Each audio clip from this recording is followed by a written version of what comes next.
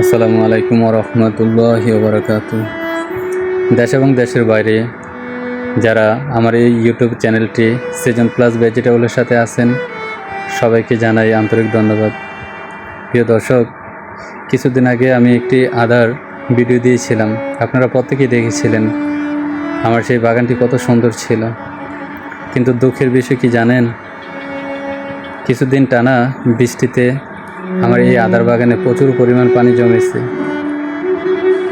আজ সকালে এসে দেখি এত পরিমাণ পানি, দেখার পরে মনটা খুবই খারাপ লাগতেছে। আদার সবচেয়ে মারাত্মক যে জিনিসটি তা হচ্ছে পানি জমাট। আর পানি জমাট থাকলে আদার কন্দগুলো পচে যায়। তো আসলে কি করব, এই পানি কতদিন থাকবে তাও তো জানি না। দেশের যে পরিস্থিতি, চতুর্দিকে বন্যা, এমন অবস্থায় কি করতে পারি আমি বুঝতেছি না। তো দেখেন আমার আদার বাগানটি কত সুন্দর হয়েছিল।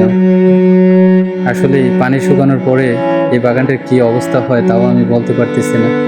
একমাত্র মহান রাব্বুল আলামিনই জানেন তার খবর।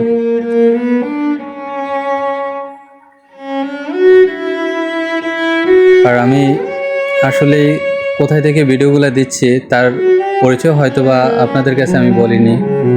তো আমি ব্রাহ্মণবাড়িয়া জেলা বাঞ্ছারামপুর থানা রূপসদি গ্রাম, অর্থাৎ মাঝে বাড়ি আমার যে ঠিকানা, সেইখানেই একখণ্ড জমি নিয়ে আমি এই বাগানটি করেছিলাম।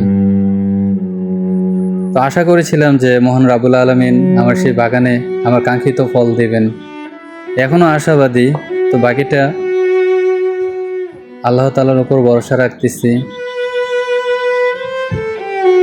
আসলে কি বলবো, মনটা খুবই খারাপ লাগতেছে। যতই হাঁটতেছি বাগানের ভিতরে ততই খারাপ লাগতেছে।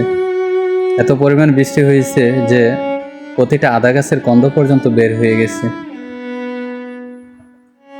তো প্রিয় দর্শক, আমি আপনাদের কাছে দোয়া চাই, আমার এই বাগানের জন্য আপনারা দোয়া করবেন, আমার কষ্টের ফসল যেন ভালো হয়। সকলকে ধন্যবাদ।